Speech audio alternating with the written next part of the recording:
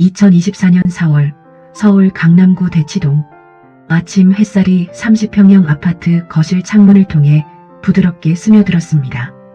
68세 박은서는 매일 아침 6시에 일어나 베란다로 향했습니다. 그녀의 손은 분홍 장미 화분 위에서 잠시 머물렀습니다. 남편 박재훈이 생전에 가장 좋아하던 꽃이었습니다. 여보, 오늘도 예쁘게 피었네요. 은서는 혼잣말을 중얼거리며 물을 주었습니다. 5년 전 폐암으로 세상을 떠난 남편과의 대화는 여전히 그녀의 아침 의식이었습니다. 40년을 함께 산 대형 로펌 변호사였던 그는 은선에게 이 아파트와 넉넉한 예금을 남겼습니다. 시세 25억 원의 강남 아파트, 8억 원의 예금, 5억 원의 주식, 총 38억 원이었습니다. 창밖으로 대치동 학원가가 보였습니다. 아침부터 학원 가방을 맨 학생들이 분주히 오갔습니다. 은서는 이 풍경을 40년간 지켜봤습니다. 외아들 민준도 저 길을 걸어 학원에 다녔습니다. SKY 대학에 합격하던 날 민준은 그녀를 껴안으며 말했습니다. 엄마, 나 엄마 자랑스럽게 해줄게. 은서는 미소 지으며 거실로 돌아왔습니다. 소파에는 민준이 어릴 적 그린 그림이 액자에 담겨 걸려 있었습니다. 크레파스로 그린 세 식구, 아빠, 엄마, 그리고 민준. 그림 아래 삐뚤빼뚤한 글씨로 우리 가족이라고 적혀 있었습니다.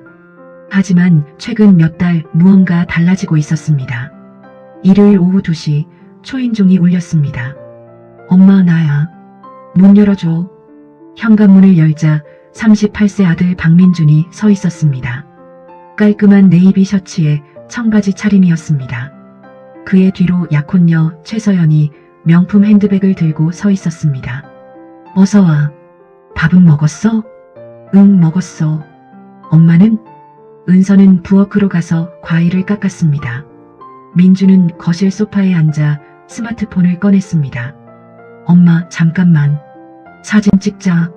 민주는 은선을 소파 옆에 앉히고 셀카를 찍었습니다. 은서는 어색하게 웃었습니다. 민주는 즉시 사진을 SNS에 올렸습니다. 해시태그는 효도, 사랑하는 엄마, 강남 맛집이었습니다. 엄마, 오늘 좀 물어볼 게 있어서 왔어. 민준의 목소리는 평소보다 조금 낮았습니다. 은서는 사과를 접시에 담으며 고개를 끄덕였습니다. 뭔데? 엄마, 아파트 등기부등본 어디 있어? 나중에 상속세 계산하려면 미리 준비해야 하거든. 은서는 손을 멈췄습니다. 상속세? 그 단어가 묘하게 불편했습니다. 그건 왜 갑자기? 아, 세무사가 미리 준비하는 게 좋대. 세금 많이 나올 수도 있어. 민주는 자연스럽게 말했습니다. 서연은 옆에서 스마트폰을 보며 무관심한 표정이었습니다. 은서는 잠시 망설이다가 대답했습니다. 서재 서랍에 있어. 나중에 찾아줄게. 고마워, 엄마. 민주는 다시 밝게 웃었습니다. 그리고 1시간 후 떠났습니다. 현관문이 닫히자 은서는 이상한 기분을 느꼈습니다. 아들의 방문이 따뜻하지 않았습니다. 무언가 확인하러 온 것 같았습니다. 그 후 민준의 방문은 계속되었습니다. 매주 일요일 빠짐없이.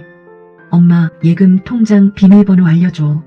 만약 엄마가 갑자기 쓰러지면 내가 병원비 내야 하잖아. 엄마, 이 서류 좀 봐. 건강보험 관련인데 여기 사인만 하면 돼. 엄마, 요즘 깜빡깜빡 하시는 것 같은데 병원 한번 가보는 게 어때? 은서는 매번 민망한 미소로 대답했습니다. 나 멀쩡한데 무슨 병원을. 그냥 나이 들어서 그래. 하지만 민주는 계속 같은 말을 반복했습니다. 마치 그녀가 정말 문제가 있다고 주변에 각인시키려는 것처럼. 어느 날 저녁 은서는 거울 앞에 섰습니다. 68세의 얼굴이 그녀를 바라봤습니다. 주름진 눈과 희끗희끗한 머리카락. 하지만 눈빛은 여전히 맑았습니다. 내가 정말 깜빡거리나? 그녀는 스스로에게 물었습니다. 하지만 확신할 수 없었습니다. 민준이 계속 그렇게 말하니 어쩌면 자신이 모르는 사이에 무언가 문제가 생긴 건 아닐까? 6월 15일 토요일 아침, 은서는 평소처럼 베란다에서 화분에 물을 주고 있었습니다. 햇살이 따뜻했습니다. 오늘은 민준이 오지 않는 날이었습니다. 조용한 주말이 기대되었습니다.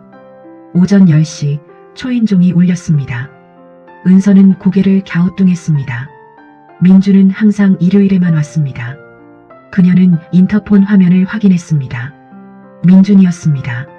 하지만 혼자가 아니었습니다. 뒤에 구급대원 2명과 낯선 남자 1명이 서 있었습니다. 무슨 일이지? 은서는 불안한 마음으로 문을 열었습니다. 엄마, 나야. 민준의 목소리는 평소와 달랐습니다. 조금 긴장되어 있었습니다. 무슨 일이니? 왜 이렇게 많이 왔어? 엄마, 병원 가야 돼. 의사 선생님이 엄마 상태가 안 좋다고 하셔서. 무슨 소리야? 나 아픈 데 없어. 민준은 서류 봉투를 꺼냈습니다. 그 안에서 한 장의 종이가 나왔습니다. 은서는 그것을 받아들었습니다. 서울 공공정신건강의학과 진단서. 환자명 박은선 여, 68세. 진단명 알츠하이머형 치매 초기. 소견 최근 6개월간 기억력 저하, 시간 장소 진압력 장애, 일상생활 수행 능력 저하 관찰됨, 지속적 의료 감독 및 보호자 관리 필요, 담당의 김영호 정신건강의학과 전문의. 은선의 손이 떨렸습니다. 이게 무슨, 나 이 병원 가본 적 없어. 엄마가 기억 못 하시는 거야. 지난달에 우리 같이 갔잖아. 아니야. 나 안 갔어. 은선의 목소리가 높아졌습니다. 구급대원들이 다가왔습니다. 한 명이 부드럽게 말했습니다. 어머니, 진정하세요. 병원만 가시면 돼요. 나 안 가. 나 멀쩡해. 은선은 뒤로 물러섰습니다. 하지만 구급대원들은 그녀를 부축했습니다. 그들의 손은 부드러웠지만 단호했습니다. 놓으세요. 내가 왜 가야 해? 어머니, 협조해 주세요. 은서는 저항했습니다. 하지만 그녀의 힘은 3명의 남자를 막기에 충분하지 않았습니다. 그녀는 끌려가듯 현관을 나섰습니다. 복도에서 이웃 할머니가 놀란 표정으로 쳐다봤습니다. 은선 씨, 무슨 일이에요? 은서는 대답할 수 없었습니다. 구급대원들이 그녀를 엘리베이터로 데려갔습니다. 민주는 뒤에서 따라왔습니다.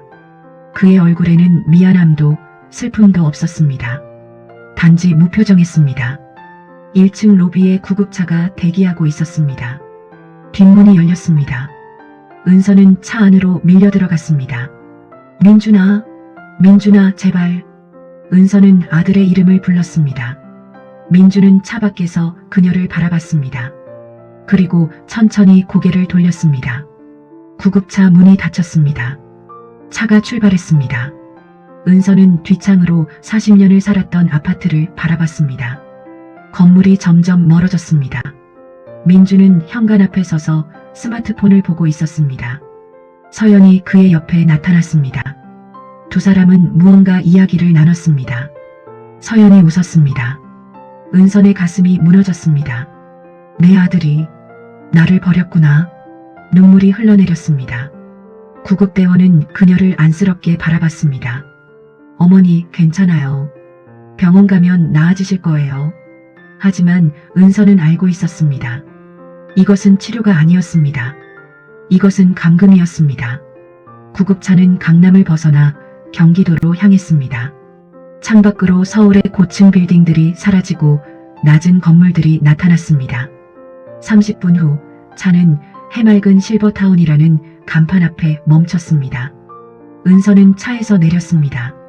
5층짜리 깔끔한 건물이었습니다. 정원에는 장미가 피어 있었습니다.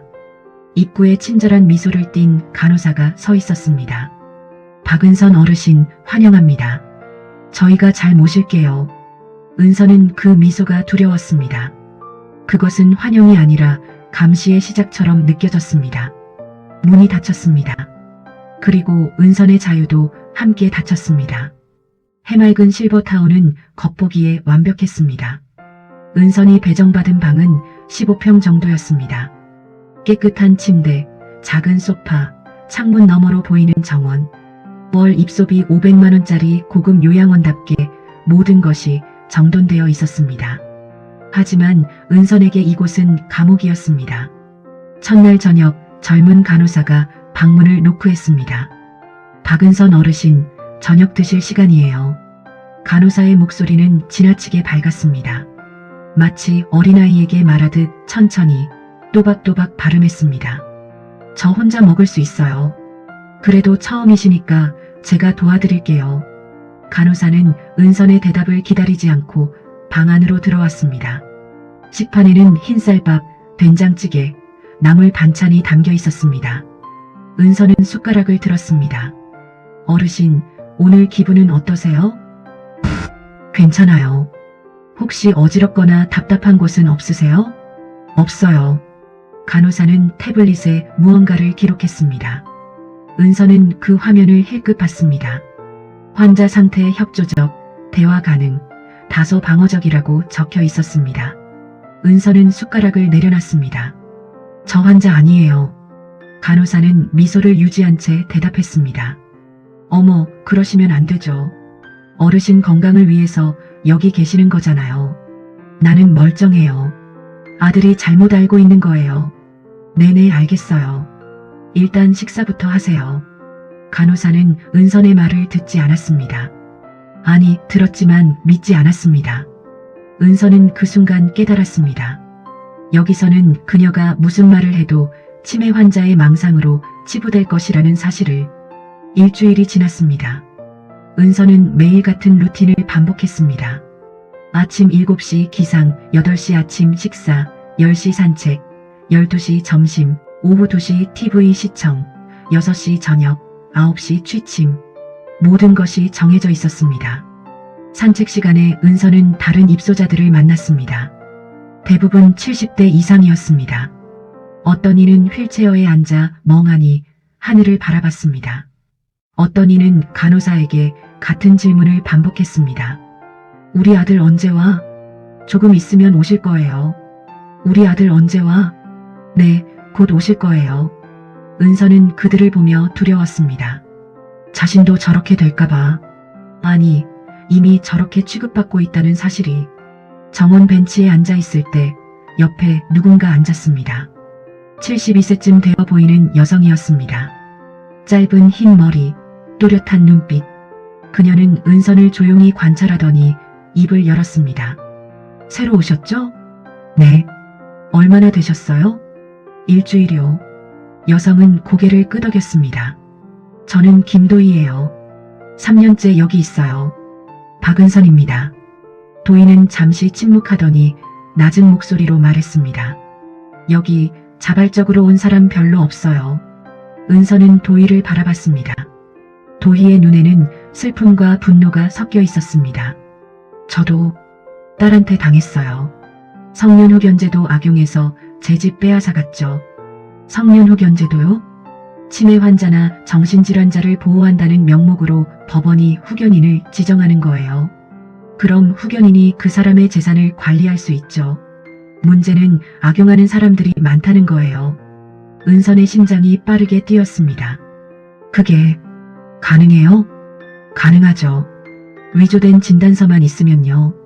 도희는 정원 너머를 바라봤습니다. 조심하세요.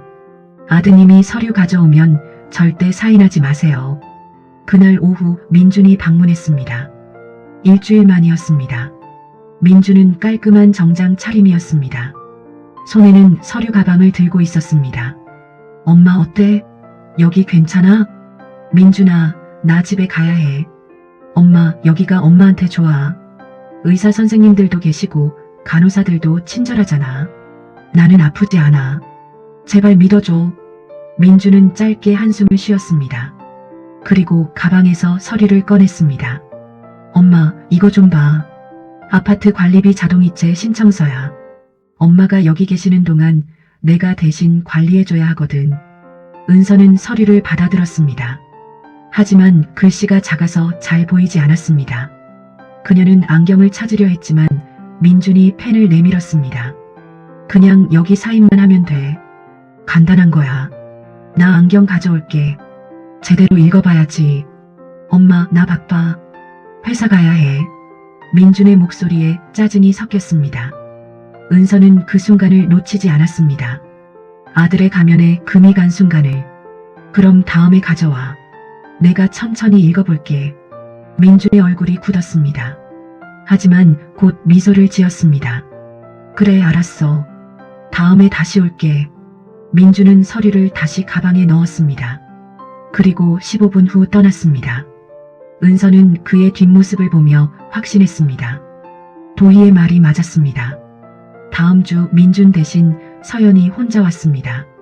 서연은 명품 원피스에 하이힐을 신고 있었습니다. 그녀는 은선의 방에 들어서자마자 소파에 앉았습니다. 가방을 바닥에 툭 내려놓았습니다. 어머님, 오늘은 제가 혼자 왔어요. 민준이는? 회사 일 때문에 바빠요. 서연은 스마트폰을 꺼내 화면을 은선에게 보여줬습니다. 부동산 앱이었습니다.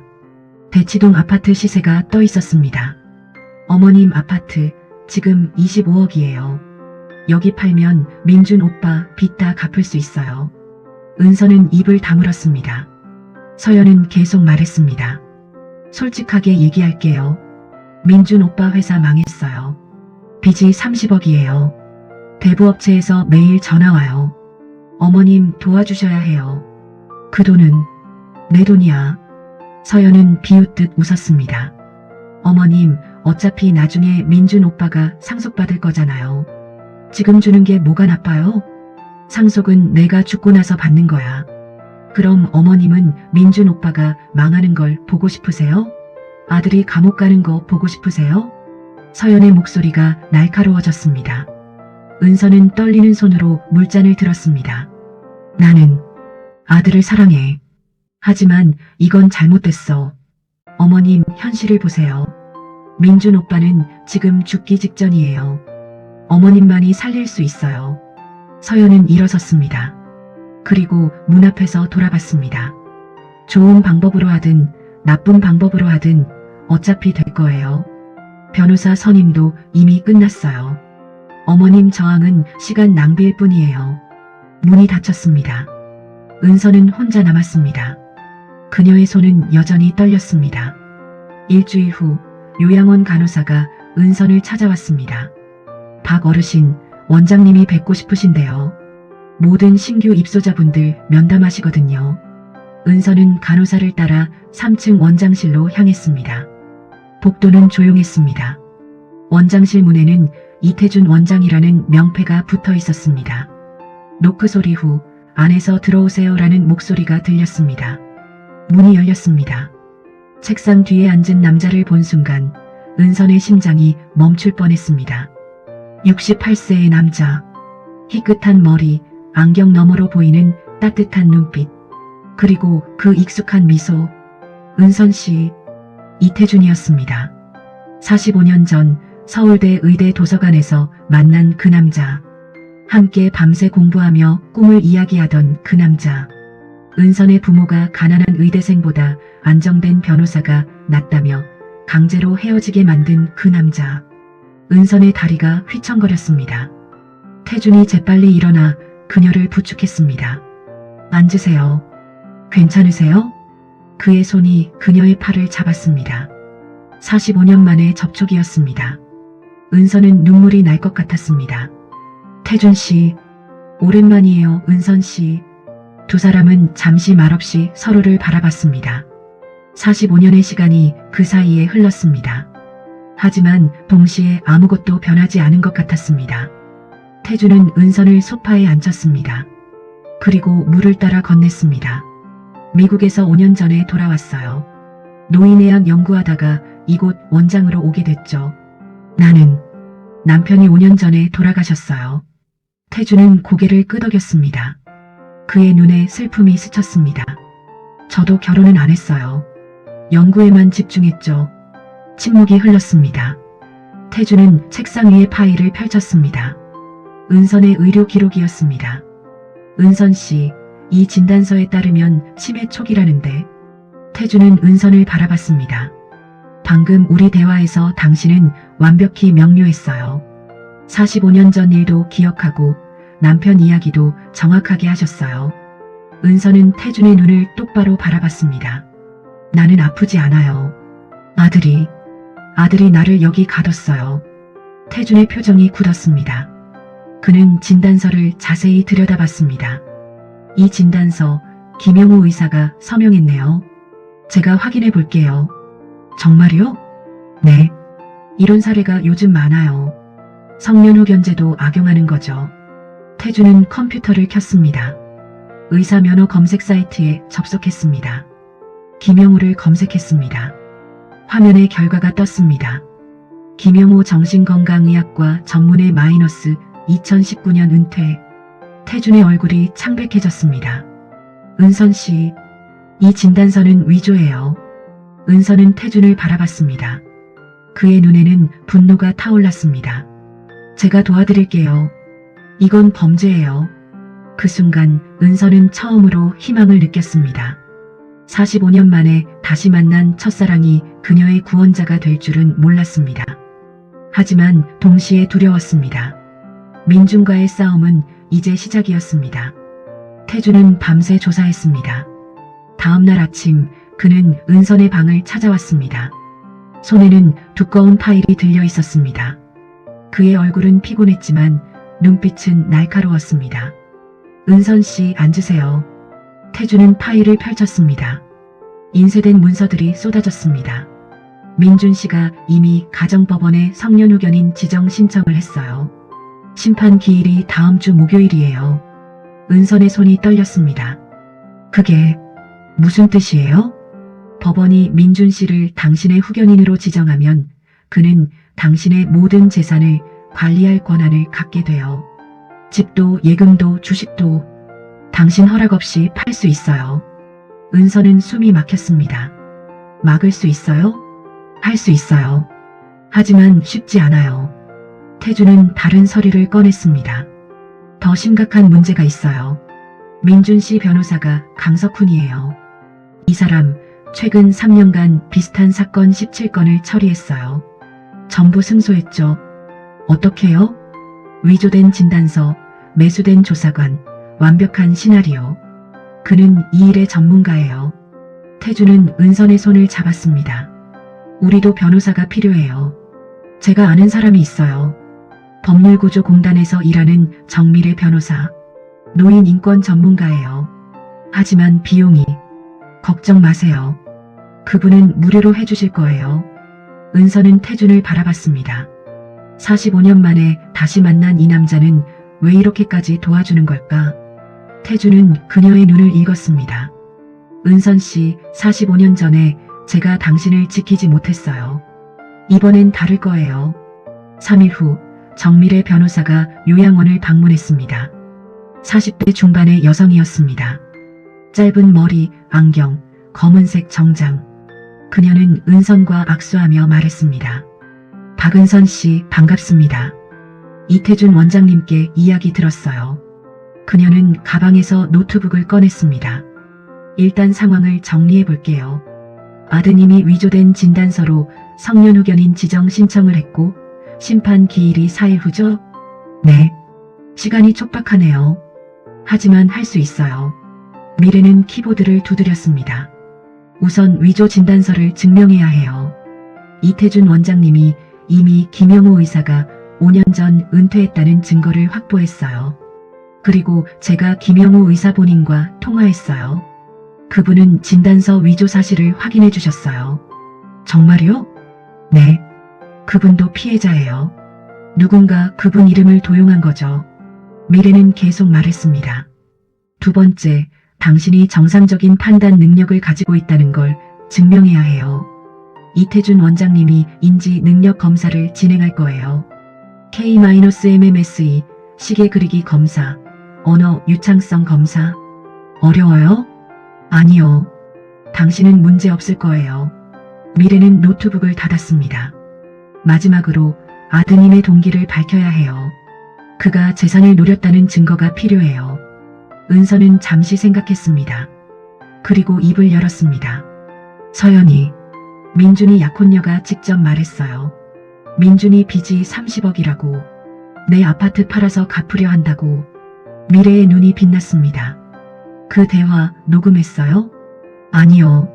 괜찮아요. 증인으로 세울 수 있어요. 미래는 가방을 챙겼습니다. 박은선 씨, 이 싸움은 쉽지 않을 거예요. 아드님은 당신을 사랑하는 효자로 보일 거예요. 하지만 우리는 진실을 밝힐 거예요. 심판 전날 밤 은서는 잠을 이루지 못했습니다. 창밖으로 달이 떠 있었습니다. 그녀는 40년 전을 떠올렸습니다. 민준이 태어난 날, 작은 손으로 그녀의 손가락을 꽉 잡던 아기. 그 아이가 이제 그녀를 감옥에 가두려 하고 있었습니다. 은서는 눈물을 닦았습니다. 울 시간이 없었습니다. 새벽 5시 태준이 문을 두드렸습니다. 은선 씨, 준비됐어요? 네. 그녀는 옷장에서 가장 깔끔한 옷을 꺼냈습니다. 남편이 생전에 사준 베이지색 재킷. 은서는 거울 앞에 섰습니다. 68세의 여자가 그녀를 바라봤습니다. 하지만 그 눈빛은 더 이상 무력하지 않았습니다. 오전 10시 서울가정법원. 은서는 법원 계단을 올랐습니다. 태준과 미래가 양옆에서 그녀를 지켰습니다. 법원 로비는 사람들로 붐볐습니다. 변호사들, 당사자들, 방청객들. 법정 앞에서 민준을 만났습니다. 그는 검은색 정장을 입고 있었습니다. 옆에 강석훈 변호사가 서 있었습니다. 50대 남자, 비싼 시계, 자신감 넘치는 미소. 민준은 은선을 보자 다가왔습니다. 엄마. 그의 목소리는 떨렸습니다. 마치 걱정하는 아들처럼. 엄마, 이러지 말고 집에 가요. 내가 잘 모실게. 은선은 대답하지 않았습니다. 민준은 계속 말했습니다. 엄마, 왜 이러세요? 나 엄마 아들이잖아요. 태준이 민준과 은선 사이에 섰습니다. 그만하세요. 민준은 태준을 노려봤습니다. 당신 누구세요? 왜 우리 가족 일에 끼어들어요? 저는 이태준, 해맑은 실버타운 원장입니다. 그리고 증인입니다. 강석훈이 민준의 어깨를 두드렸습니다.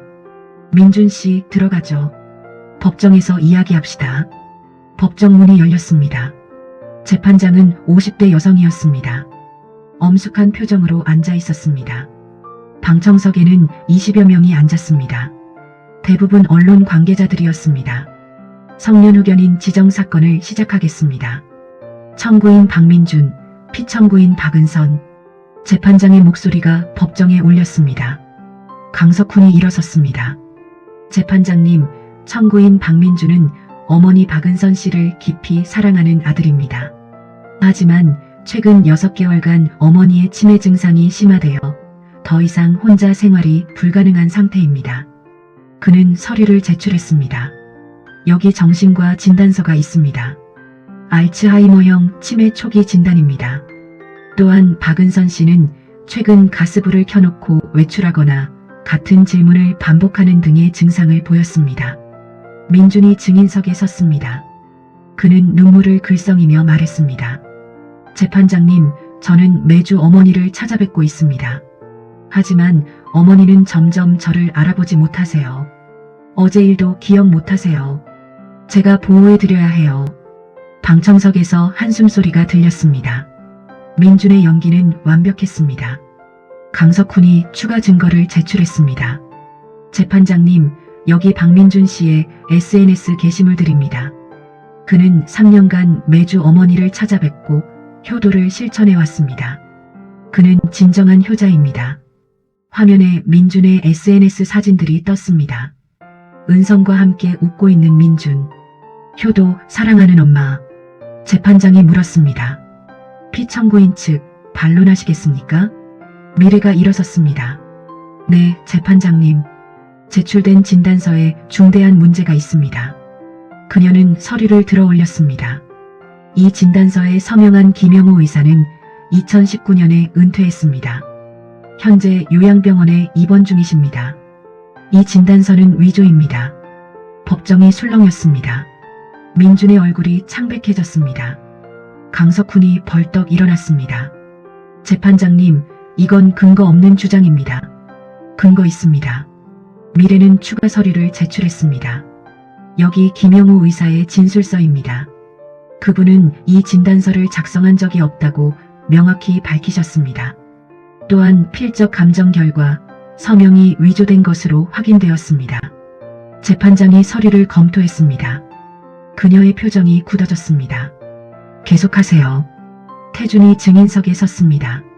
저는 이태준, 노인의학 전문의입니다. 저는 박은선 씨를 2개월간 관찰했습니다. 그녀는 치매 증상이 전혀 없습니다. 그는 검사 결과지를 제출했습니다. K-MMSE 검사 결과 30점 만점에 29점입니다. 또래 평균보다 우수합니다. 시계 그리기 검사, 언어 유창성 검사 모두 정상입니다. 강석훈이 반박했습니다. 재판장님, 증인은 피청구인과 개인적 관계가 있습니다. 객관적이지 않습니다. 개인적 관계가 있다고 의학적 검사 결과가 바뀌지 않습니다. 태준의 목소리는 단호했습니다. 미래가 다시 일어섰습니다. 재판장님, 추가 증거가 있습니다. 그녀는 은행 서류를 제출했습니다. 박민준 씨는 어머니 명의로 무단 대출 5억 원을 받았습니다. 서명은 위조되었습니다. 은행 CCTV에 따르면 대출 당일 은행을 방문한 사람은 박민준 씨와 약혼녀 최서연 씨였습니다. 박은선 씨는 그날 요양원에 있었습니다. 민준이 의자를 움켜잡았습니다. 강석훈이 그의 팔을 잡았습니다. 재판장이 민준을 바라봤습니다. 박민준 씨, 이에 대해 해명하시겠습니까? 민준은 입을 열었다가 닫았습니다. 말이 나오지 않았습니다.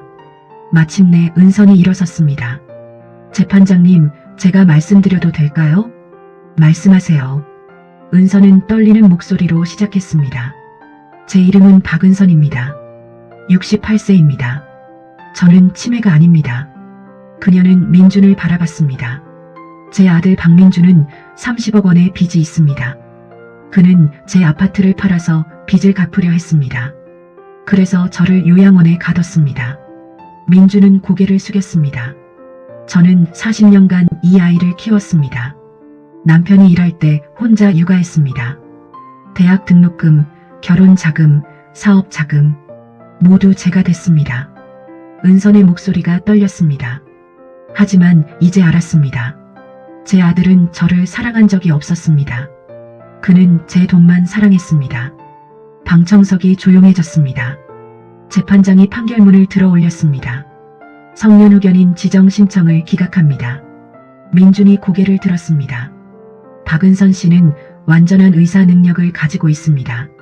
제출된 진단서는 위조되었으며 청구인 박민준은 피청구인의 재산을 부당하게 취득하려 했습니다.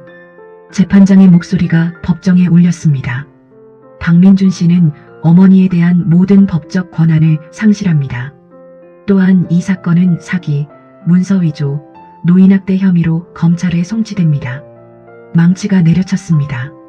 은선은 그 소리를 들으며 눈을 감았습니다. 이겼습니다. 하지만 가슴은 텅 비어 있었습니다. 법정방, 민준이 은선을 불렀습니다. 엄마. 은선은 돌아보지 않았습니다. 엄마, 미안해. 제발.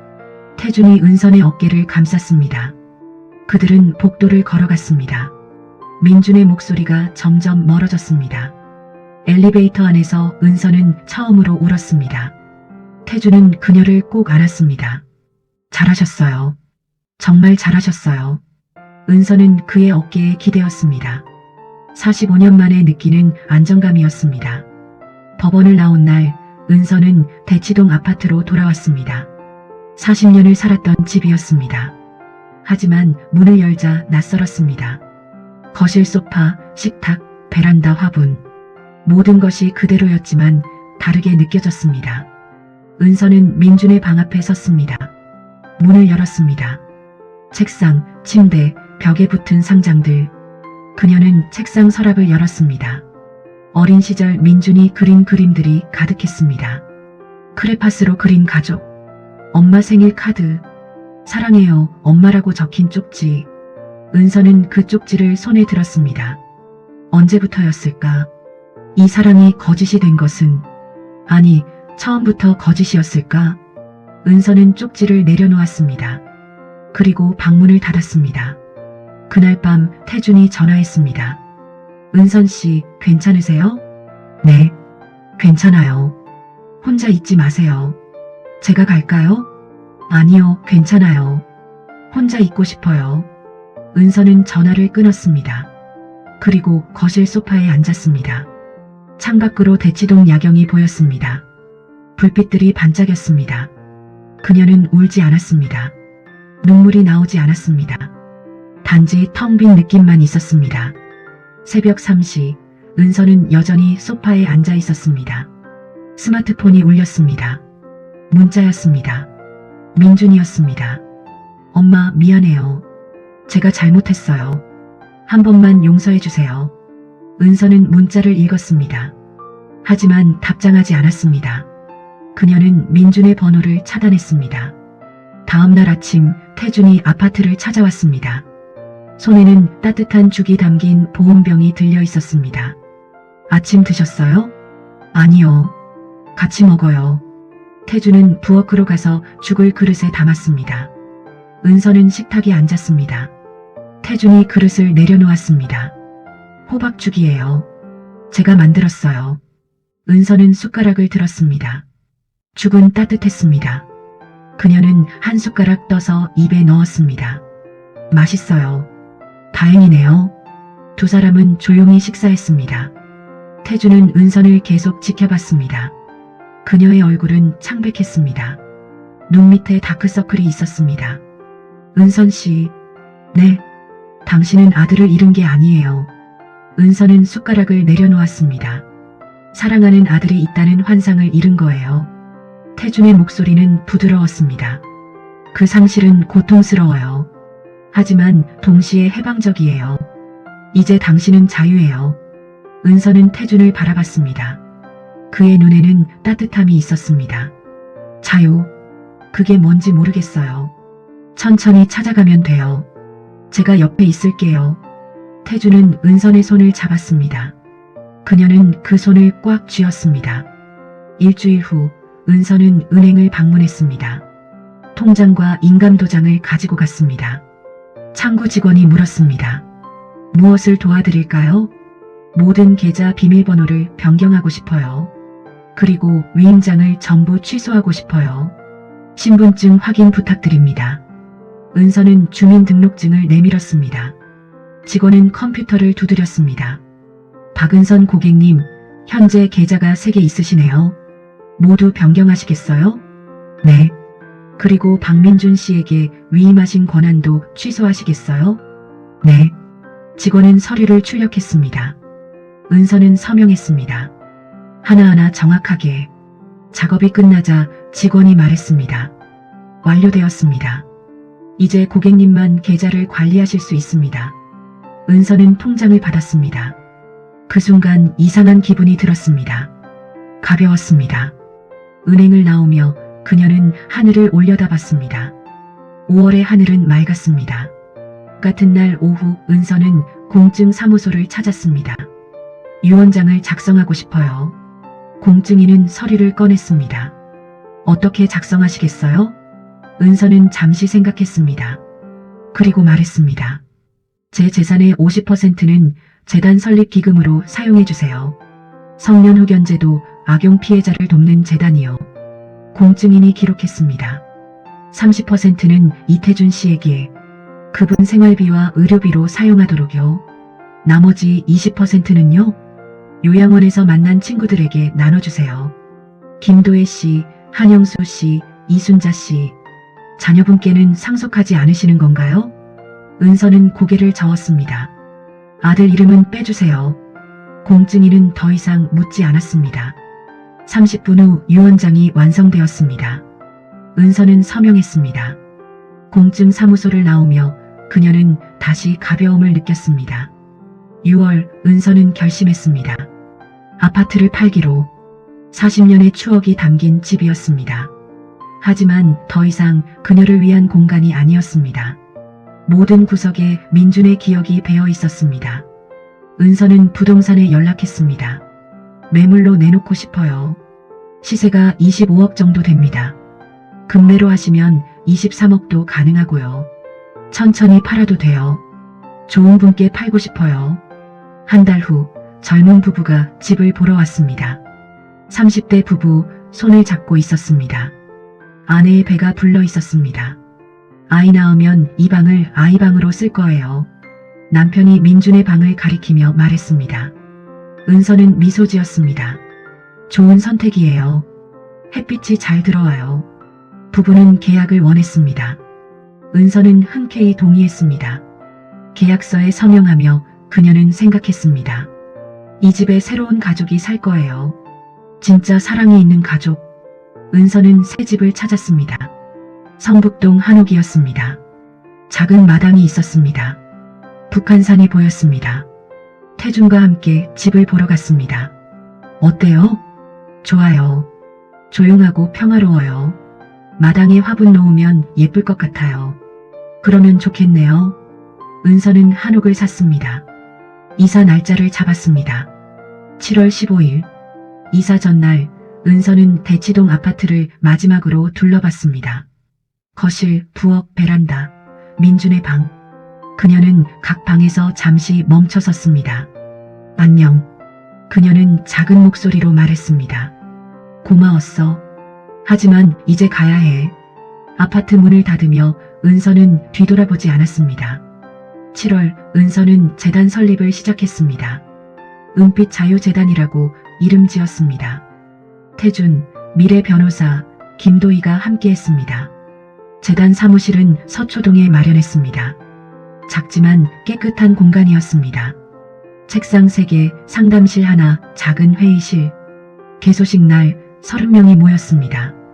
대부분 노인 인권 활동가들이었습니다. 은서는 짧은 인사말을 했습니다. 저는 68세에 제 인생을 되찾았습니다. 그녀의 목소리는 떨리지 않았습니다. 제 아들은 저를 파괴하려 했습니다. 하지만 오히려 저를 해방시켰습니다. 참석자들이 박수를 쳤습니다. 나이는 끝이 아닙니다. 새로운 시작입니다. 저처럼 고통받는 분들을 돕고 싶습니다. 은서는 마이크를 내려놓았습니다. 태준이 그녀의 손을 잡았습니다. 잘하셨어요. 고마워요. 재단은 빠르게 성장했습니다. 첫 달 상담 전화가 15건 왔습니다. 두 번째 달 30건, 세 번째 달 50건. 은서는 매일 재단에 출근했습니다.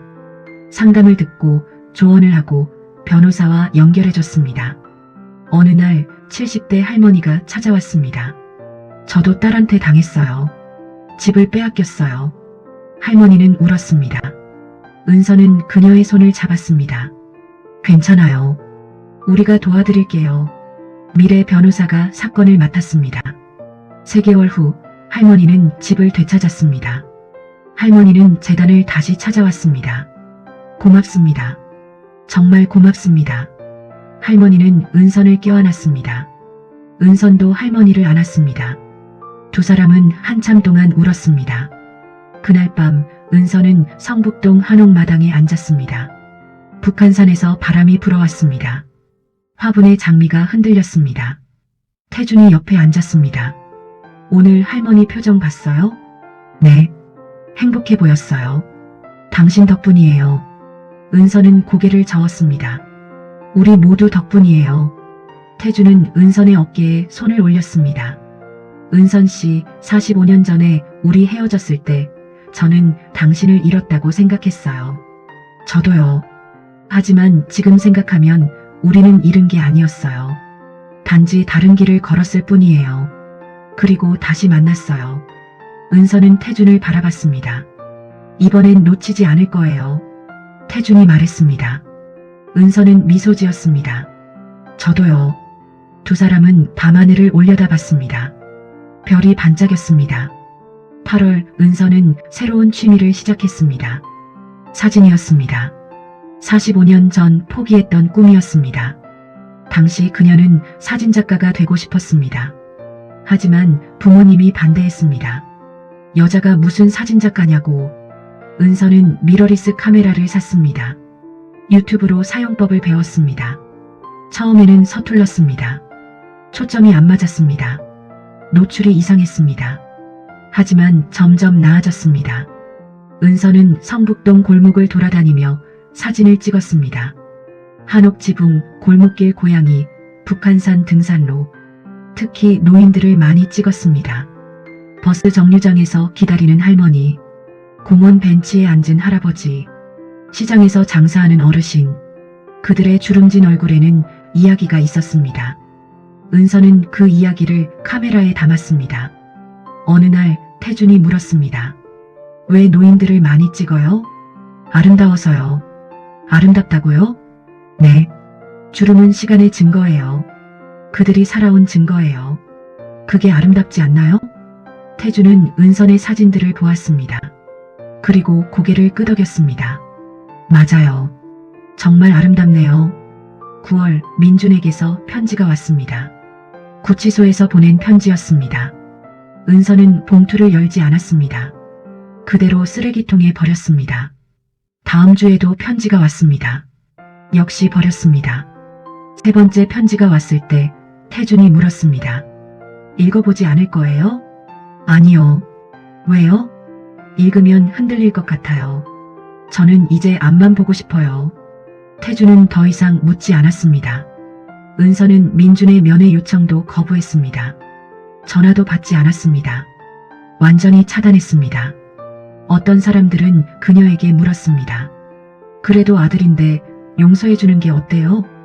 은서는 대답했습니다. 용서는 상처 준 사람이 아니라 상처받은 사람을 위한 거예요. 저는 이미 용서했어요. 제 자신을, 너무 오래 희생했던 저를요. 10월, 은서는 68세 생일을 맞았습니다. 태준이 작은 파티를 준비했습니다. 성북동 한옥 마당에서 참석자는 10명. 태준, 미래 변호사, 김도희, 재단 직원들. 케이크에 촛불을 켰습니다. 68개의 촛불이 반짝였습니다. 소원 빌어요. 태준이 말했습니다. 은서는 눈을 감았습니다. 그녀는 소원을 빌었습니다. 하지만 큰 것이 아니었습니다. 단지 이 순간이 계속되기를, 이 평화가 계속되기를. 촛불을 불었습니다. 모두가 박수를 쳤습니다. 케이크를 나눠 먹으며 도희가 말했습니다. 은선 씨, 정말 많이 변했어요. 어떻게요? 처음 만났을 때는 무너진 것 같았어요. 하지만 지금은 빛나요. 은서는 웃었습니다. 고마워요. 여러분 덕분이에요. 파티가 끝나고 모두 돌아갔습니다. 태준만 남았습니다. 은선 씨, 네, 저랑 결혼해 주실래요? 은서는 태준을 바라봤습니다. 그의 눈은 진지했습니다. 우리 나이가 68세요. 하지만 우리에겐 아직 시간이 있어요. 10년, 20년, 30년. 함께 보내고 싶어요. 은선의 눈에 눈물이 고였습니다. 네, 좋아요. 태준은 은선을 안았습니다. 마당의 장미가 바람에 흔들렸습니다. 북한산에서 달빛이 쏟아졌습니다. 은선은 생각했습니다. 이것이 행복이구나. 68년 만에 처음 느끼는 진짜 행복. 2025년 봄 서울 성북동. 은서는 마당에서 장미를 심고 있었습니다. 흙을 파고 뿌리를 내리고 물을 주었습니다. 손에 흙이 묻었습니다. 하지만 기분이 좋았습니다. 태준이 마루에 앉아 그녀를 지켜봤습니다. 도와줄까요? 괜찮아요. 거의 다 했어요. 은서는 마지막 장미를 심었습니다. 분홍색 꽃봉오리가 달려 있었습니다. 남편 박재훈이 좋아하던 그 장미였습니다. 여보, 여기서도 예쁘게 피워줘요. 은서는 혼잣말을 중얼거렸습니다. 태준은 그녀의 습관을 알고 있었습니다. 더 이상 묻지 않았습니다. 작업을 마치고 은서는 마루에 앉았습니다. 태준이 수건을 건넸습니다. 고생했어요. 아니에요. 즐거웠어요. 두 사람은 마당을 바라봤습니다. 봄바람이 불었습니다. 새싹들이 고개를 내밀고 있었습니다. 은선 씨, 오늘 재단에 전화 왔어요. 무슨 일이에요? 서울시에서 연락 왔대요. 우리 재단 활동을 보고 지원금을 주고 싶다고. 은선의 눈이 커졌습니다. 정말요? 네. 연간 2억 원이래요. 은선은 손으로 입을 가렸습니다. 그럼 더 많은 사람을 도울 수 있겠네요. 그렇죠. 상담사도 더 고용하고 사무실도 넓힐 수 있어요. 은서는 미소 지었습니다. 1년 전만 해도 상상할 수 없었던 일이었습니다. 오후 은서는 재단으로 출근했습니다. 서초동 사무실은 이제 익숙했습니다. 문을 열자 미래 변호사가 반겼습니다. 은선 씨, 오늘 새 상담건이 3개 들어왔어요. 어떤 내용이에요? 전부 성년후 견제도 관련이에요. 한 분은 50대 딸한테 당하셨고, 한 분은 조카한테, 한 분은 사위한테. 은선은 고개를 끄덕였습니다. 제가 먼저 상담할게요. 첫 번째 상담자는 75세 할머니였습니다. 이름은 최순덕. 작은 체구, 떨리는 목소리. 제 딸이 제 집을 팔았어요. 제 허락도 없이요. 순덕은 울었습니다. 은선은 그녀의 손을 잡았습니다.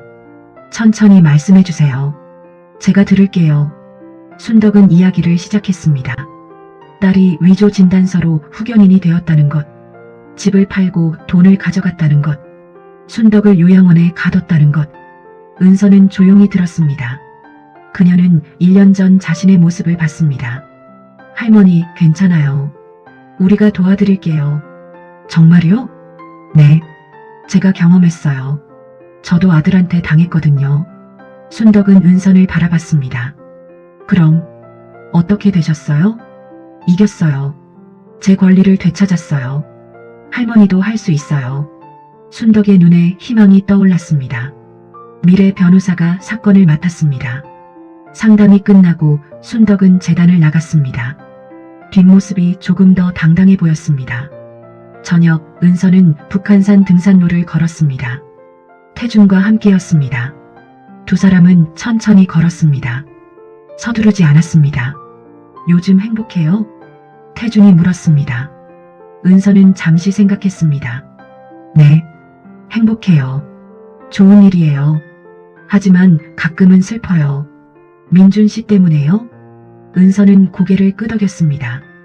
아들이 없다는 게 아니라 아들이 그런 사람이었다는 게 슬퍼요.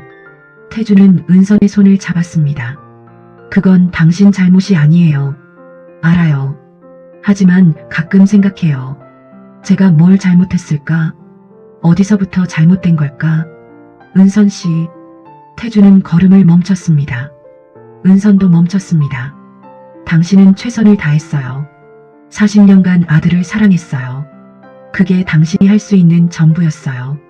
은선의 눈에 눈물이 고였습니다. 민준이 변한 건 당신 책임이 아니에요. 그건 그의 선택이었어요. 태준은 은선을 안았습니다. 등산로에서 바람이 불었습니다. 나무들이 흔들렸습니다. 이제 당신은 자유예요. 죄책감에서도 의무에서도. 이제 당신을 위해 사세요. 은선은 태준의 어깨에 기대었습니다. 고마워요. 천만에요. 두 사람은 다시 걸었습니다. 정상을 향해 천천히 함께. 5월 은선과 태준은 결혼식을 올렸습니다. 작은 결혼식이었습니다. 성북동 한옥 마당에서 하객은 30명, 재단 직원들, 요양원 친구들, 태준의 동료들. 은선은 하얀 한복을 입었습니다. 태준은 회색 두루마기를 입었습니다. 두 사람은 마당 한가운데 섰습니다. 사회자가 없었습니다. 주례도 없었습니다. 단지 두 사람이 서로에게 말했습니다. 태준이 먼저 시작했습니다. 은선 씨, 45년을 기다렸어요. 당신을 다시 만나기 위해. 이제 남은 시간을 함께 보내고 싶어요. 아프면 돌봐줄게요. 외로우면 옆에 있을게요. 죽는 날까지. 은선이 대답했습니다.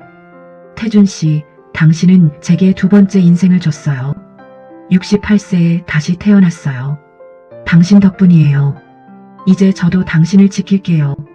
함께 늙어갈게요. 두렵지 않아요. 두 사람은 손을 잡았습니다. 하객들이 박수를 쳤습니다. 김도희가 꽃다발을 건넸습니다. 장미 다발이었습니다. 행복하세요, 두 분. 고마워요. 은선은 장미를 받았습니다. 향기가 났습니다. 그녀는 그 향기를 깊이 들이마셨습니다. 결혼식 후 작은 피로연이 있었습니다. 마당에 테이블을 차렸습니다. 음식은 간단했습니다. 비빔밥, 잡채, 전, 과일. 모두 태준이 직접 만들었습니다. 식사를 하며 미래 변호사가 말했습니다. 은선 씨, 요즘 언론에서 우리 재단 이야기 많이 나와요. 어제 뉴스에도 나왔어요. 바빴어요. 덕분에 상담 전화가 폭주해요. 하루에 20통씩 와요. 좋은 일이에요. 더 많은 사람을 도울 수 있잖아요. 그래도 은선 씨가 쉬셔야죠. 신혼여행은 안 가세요? 은선은 태준을 바라봤습니다. 태준이 웃었습니다. 다음 달에 제주도 갈 거예요. 일주일만. 일주일이요? 한 달은 쉬셔야죠. 모두가 웃었습니다. 은선도 웃었습니다. 해가 지기 시작했습니다. 마당에 석양이 내려앉았습니다. 장미들이 붉게 물들었습니다. 하객들이 하나둘 떠났습니다. 마지막으로 도희가 은선을 안았습니다. 은선 씨, 당신은 우리 모두의 희망이에요. 무슨 말이에요? 정말이에요. 당신 보면 용기가 나요. 68세에도 새로 시작할 수 있다는 거, 늦은 게 아니라는 거. 은선은 도희를 꽉 안았습니다. 도희 씨도 할 수 있어요. 우리 모두 할 수 있어요. 밤, 은선과 태준은 마루에 앉았습니다. 마당에는 초롱불이 켜져 있었습니다. 벌레 소리가 들렸습니다. 오늘 좋았어요. 은선이 말했습니다. 태준이 고개를 끄덕였습니다. 저도요. 태준 씨, 네. 45년 전에 우리 헤어졌을 때 원망했어요? 태준은 잠시 침묵했습니다. 처음엔 원망했어요. 당신도, 당신 부모님도, 세상도. 미안해요. 아니에요. 이제 알아요. 그때 헤어진 게 맞았던 것 같아요. 왜요? 우리가 그때 결혼했으면 지금 여기 없었을 거예요. 당신은 재단을 만들지 못했을 거고 저는 노인의학을 연구하지 못했을 거예요. 태준은 은선의 손을 잡았습니다. 우리는 각자의 길을 걸었어요. 그리고 완성된 모습으로 다시 만났어요. 이게 더 아름다워요. 은선은 태준을 바라봤습니다. 그의 얼굴에는 주름이 가득했습니다. 하지만 눈빛은 여전히 젊었습니다. 사랑해요. 은선이 말했습니다. 처음으로. 저도 사랑해요. 45년 전에도, 지금도, 앞으로도. 두 사람은 키스했습니다. 68세와 72세의 키스. 서툴렀지만 진심이었습니다. 6월, 은선은 사진전을 열었습니다. 인사동 작은 갤러리였습니다. 제목은 68세의 시선이었습니다. 전시된 사진은 50장. 모두 노인들의 모습이었습니다. 버스 정류장, 공원, 시장, 병원. 일상 속 노인들. 사진마다 짧은 글이 붙어 있었습니다.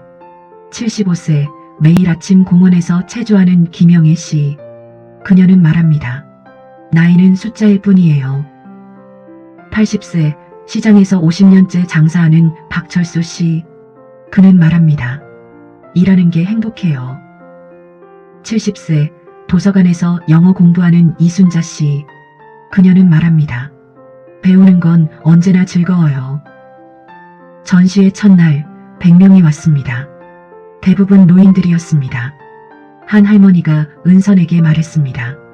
이 사진들, 우리를 아름답게 봐주네요. 원래 아름다우세요. 아니에요. 세상은 우리를 늙고 쓸모없다고 봐요. 은선은 할머니의 손을 잡았습니다. 그건 세상이 틀린 거예요. 우리는 여전히 같이 있어요. 할머니는 울었습니다. 은선도 함께 울었습니다. 전시회는 한 달간 계속되었습니다. 총 500명이 방문했습니다. 언론에서도 주목했습니다. 어느 신문은 이렇게 썼습니다. 68세 사진작가 박은선. 그녀는 늦은 나이에 카메라를 들었다. 하지만 그녀의 시선은 젊다. 아니, 나이를 초월한다. 그녀는 노인을 늙은 사람이 아니라 살아있는 사람으로 본다. 은선은 그 기사를 오려서 재단 벽에 붙였습니다. 9월, 최순덕 할머니가 재판에서 이겼습니다. 딸은 후견인 자격을 박탈당했습니다. 집도 돌려받았습니다. 순덕은 재단을 찾아왔습니다. 은선 씨, 고마워요. 정말 고마워요. 순덕은 선물을 내밀었습니다. 직접 만든 김치였습니다. 제가 50년간 담근 김치예요. 받아주세요. 은선은 김치를 받았습니다. 제가 더 고마워요. 할머니가 포기하지 않으셨잖아요. 은선 씨 덕분이에요. 은선 씨 보고 용기 냈어요. 두 할머니는 껴안았습니다. 그날 저녁 은서는 그 김치로 김치찌개를 끓였습니다. 태준과 함께 먹었습니다. 맛있어요. 그죠? 순덕 할머니가 직접 담그셨대요. 사랑이 들어간 김치네요. 은서는 미소 지었습니다. 모든 음식엔 사람이 들어가요. 만든 사람의 마음이요. 태준은 은선을 바라봤습니다. 당신도 많은 사람에게 희망을 넣어주고 있어요. 저는 그냥 제가 받은 걸 나눌 뿐이에요. 그게 위대한 거예요. 겨울, 은선은 69세 생일을 맞았습니다. 태준이 또 파티를 준비했습니다. 이번에는 재단 사무실에서 10명이 모였습니다. 케이크에 69개의 촛불을 켰습니다. 소원 빌어요. 은서는 눈을 감았습니다. 이번에도 큰 소원은 아니었습니다. 내년에도 그 다음 해에도 이렇게 함께하게 해주세요. 촛불을 불었습니다. 박수가 터졌습니다. 미래 변호사가 발표했습니다. 올해 우리 재단이 도운 사람이 120명이에요. 그중 95명이 승소했어요. 모두가 환호했습니다. 내년 목표는 200명이에요. 할 수 있죠? 할 수 있어요. 은서는 앞으로 나섰습니다. 여러분, 고마워요. 저 혼자는 할 수 없었어요. 우리 모두가 함께했기에 가능했어요. 그녀는 잠시 말을 멈췄습니다. 2년 전 저는 요양원에 갇혔어요. 아들한테 버림받았어요. 그때 저는 끝이라고 생각했어요. 사람들이 조용히 들었습니다. 하지만 끝이 아니었어요. 시작이었어요. 68세에 새로 태어났어요. 사랑도 찾았고, 일도 찾았고, 의미도 찾았어요. 은선의 목소리가 떨렸습니다. 나이는 숫자일 뿐이에요. 중요한 건 마음이에요. 우리 마음이 살아있는 한 우리는 살아있는 거예요. 박수가 터졌습니다. 은서는 눈물을 닦았습니다. 밤, 은서는 성북동 한옥마당에 앉았습니다. 눈이 내리고 있었습니다. 하얀 눈이 장미 화분 위에 쌓였습니다. 태준이 담요를 가져왔습니다. 추워요. 들어가요. 조금만 더 있을게요. 태준은 은선 옆에 앉았습니다. 담요를 둘이 덮었습니다. 뭘 생각해요? 민준이요. 태준은 대답하지 않았습니다. 은선이 계속 말했습니다. 가끔 궁금해요. 민준이는 지금 뭘 생각할까? 후회할까? 아니면 여전히 원망할까? 모르죠. 저는 이제 원망하지 않아요. 슬프지만 원망은 아니에요. 은서는 눈송이를 손으로 받았습니다. 민준이는 제 아들이었어요. 하지만 이제는 아니에요. 그냥 한때 제 인생을 지나간 사람이에요. 그렇게 생각할 수 있어서 다행이에요. 시간이 걸렸어요. 하지만 이제 괜찮아요. 은서는 태준을 바라봤습니다. 저는 행복해요. 진짜로. 저도요. 두 사람은 눈 내리는 마당을 바라봤습니다. 고요했습니다. 평화로웠습니다. 2026년 봄, 은서는 70세가 되었습니다. 재단은 이제 직원이 15명이었습니다. 사무실도 2배로 넓어졌습니다. 상담 건수는 연간 300건을 넘었습니다. 은서는 여전히 매일 출근했습니다. 상담하고 사진 찍고 강연했습니다. 어느 대학에서 강연 요청이 왔습니다. 사회복지학과 학생들 앞에서 은서는 조금 떨렸습니다. 하지만 거절하지 않았습니다. 강연 당일 100명의 학생이 모였습니다. 대부분 20대였습니다. 은서는 단상에 섰습니다. 안녕하세요. 저는 박은선입니다. 70세입니다. 학생들이 박수를 쳤습니다. 저는 68세에 제 인생을 되찾았습니다. 늦었다고 생각하시나요? 한 학생이 손을 들었습니다. 아니요. 멋있어요. 은서는 미소 지었습니다. 고마워요. 저도 그렇게 생각해요. 그녀는 자신의 이야기를 시작했습니다. 민준에게 배신당한 것, 요양원에 갇힌 것, 싸워서 이긴 것, 재단을 만든 것. 학생들은 숨죽이며 들었습니다. 강연이 끝나고 한 학생이 질문했습니다. 아드님을 용서하셨어요? 은서는 잠시 생각했습니다. 용서했어요. 하지만 관계를 회복하진 않았어요. 용서와 회복은 다른 거예요. 어떻게 다른가요? 용서는 저를 위한 거예요. 원망에서 벗어나기 위해. 하지만 회복은 상대방도 변해야 가능해요. 민준이는 변하지 않았어요. 그래서 저는 떠났어요. 학생은 고개를 끄덕였습니다. 또 다른 학생이 물었습니다. 후회하지 않으세요? 40년을 아들한테 바친 거 후회해요. 하지만 그 후회가 저를 만들었어요. 지금의 저를요. 그래서 괜찮아요. 강연이 끝나고 학생들이 줄을 섰습니다. 사진을 찍고 싶다고 했습니다. 은서는 한 명 한 명과 사진을 찍었습니다. 그들의 젊은 얼굴을 보며 생각했습니다. 이 아이들은 다르게 살 거예요. 더 당당하게, 더 자유롭게. 그날 밤 은서는 일기를 썼습니다. 오랜만이었습니다. 1년 만의 일기였습니다. 2026년 4월 15일. 오늘 대학에서 강연했다. 100명의 젊은이들이 내 이야기를 들었다. 그들의 눈빛이 반짝였다. 희망이 보였다. 나는 70세다. 하지만 끝이 아니다. 아직 할 일이 많다. 도울 사람이 많다. 사랑할 시간이 많다. 민준이는 이제 내 인생이 없다. 슬프지만 괜찮다. 나에게는 태준이 있다. 재단이 있다. 친구들이 있다. 나에게는 나 자신이 있다. 68년간 잃어버렸던 나를 되찾았다. 이제 나는 자유다. 이제 나는 행복하다. 이제 나는 산다. 은서는 펜을 내려놓았습니다. 창밖으로 봄밤이 펼쳐져 있었습니다. 태준이 방문을 두드렸습니다. 자러 와요. 지금 가요. 은서는 일기장을 닫았습니다. 그리고 침실로 갔습니다. 태준이 침대에 누워 있었습니다. 은선도 누웠습니다. 오늘 강연 어땠어요? 좋았어요. 학생들이 제 이야기를 진지하게 들어줬어요. 당연하죠. 당신 이야기는 희망이니까요. 은서는 태준의 손을 잡았습니다. 태준 씨, 고마워요. 왜요? 저를 구해줘서요. 아니에요. 당신이 스스로를 구한 거예요.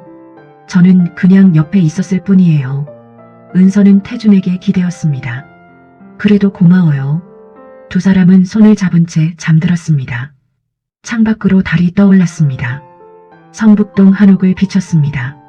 마당의 장미가 달빛을 받아 반짝였습니다. 2030년 봄, 74세 은서는 여전히 재단에서 일하고 있습니다. 재단은 이제 전국에 5개 지부가 있습니다. 연간 1000명을 돕습니다. 은선의 사진전은 3번째를 맞았습니다. 이번 주제는 나의 삶의 아름다움입니다. 태준은 78세가 되었습니다. 여전히 건강합니다. 매일 아침 은선과 함께 산책합니다. 민주는 출소했습니다.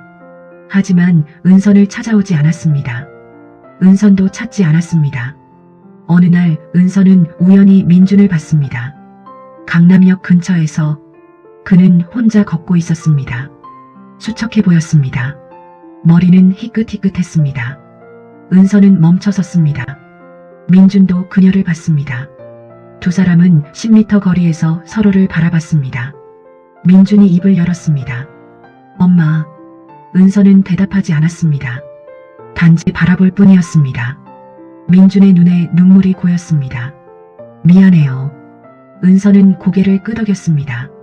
용서의 표시였습니다. 하지만 다가가지는 않았습니다. 잘 지내세요. 은선이 말했습니다. 그리고 돌아섰습니다. 엄마. 민준이 불렀습니다. 은선은 멈추지 않았습니다. 계속 걸었습니다. 태준이 길 건너편에서 기다리고 있었습니다. 은선은 그에게 갔습니다. 괜찮아요? 네, 괜찮아요. 두 사람은 손을 잡고 걸었습니다. 뒤돌아보지 않았습니다. 그날 밤 은선은 마당에 앉았습니다. 장미가 활짝 피어 있었습니다. 분홍색, 빨간색, 하얀색. 태준이 차를 가져왔습니다. 오늘 민준 씨 만났죠? 어떻게 알았어요? 표정으로 알았어요. 은선은 차를 마셨습니다. 후회하지 않아요? 아니요. 저는 제 선택을 후회하지 않아요. 좋아요. 두 사람은 조용히 앉아 있었습니다. 은선이 입을 열었습니다. 민준이를 보니까 이상했어요. 어떻게요? 아무 감정이 없었어요. 분노도 슬픔도 그리움도 그냥 낯선 사람을 보는 것 같았어요. 그게 치유된 거예요. 그런가요? 네. 더 이상 그 사람이 당신을 정의하지 않아요. 당신은 이제 당신 자신이에요. 은서는 미소 지었습니다. 맞아요. 저는 이제 저예요. 2031년 봄, 은서는 75세 생일을 맞았습니다. 재단에서 큰 파티를 열었습니다. 200명이 모였습니다. 그동안 도움받은 사람들이었습니다. 케이크에 75개의 촛불을 켰습니다. 소원 빌어요. 은서는 눈을 감았습니다. 이번에도 작은 소원이었습니다. 이 순간을 기억하게 해주세요. 이 행복을 잊지 않게 해주세요. 촛불을 불었습니다. 환호성이 터졌습니다. 한 할머니가 앞으로 나왔습니다. 최순덕이었습니다. 은선 씨, 저희가 준비한 게 있어요. 순덕이 손짓하자 사람들이 현수막을 펼쳤습니다. 박은선 선생님, 당신은 우리의 희망입니다. 고맙습니다. 은선의 눈에 눈물이 고였습니다. 여러분, 말이 나오지 않았습니다. 순덕이 은선을 안았습니다. 다른 사람들도 하나둘 다가와 안았습니다. 은선은 그들의 품에서 울었습니다. 행복의 눈물이었습니다. 파티가 끝나고 은선과 태주는 한강을 걸었습니다. 석양이 지고 있었습니다. 강물이 붉게 물들었습니다. 은선 씨, 네. 행복해요? 네. 정말로요. 후회하는 거 없어요? 은선은 잠시 생각했습니다. 하나 있어요. 뭔데요? 더 일찍 시작하지 못한 것. 태준이 웃었습니다. 하지만 늦지 않았잖아요. 맞아요. 늦지 않았어요. 은서는 태준의 손을 꽉 쥐었습니다. 68세에 시작했어요. 그리고 7년이 흘렀어요. 앞으로 10년, 20년 더 할 거예요. 그럼 저도 함께 할게요. 약속해요? 약속해요. 두 사람은 한강변을 걸었습니다. 천천히 함께. 해가 완전히 졌습니다. 하지만 거리에 불빛이 켜졌습니다. 은서는 생각했습니다. 인생은 끝나지 않았어요. 아직 시작일 뿐이에요.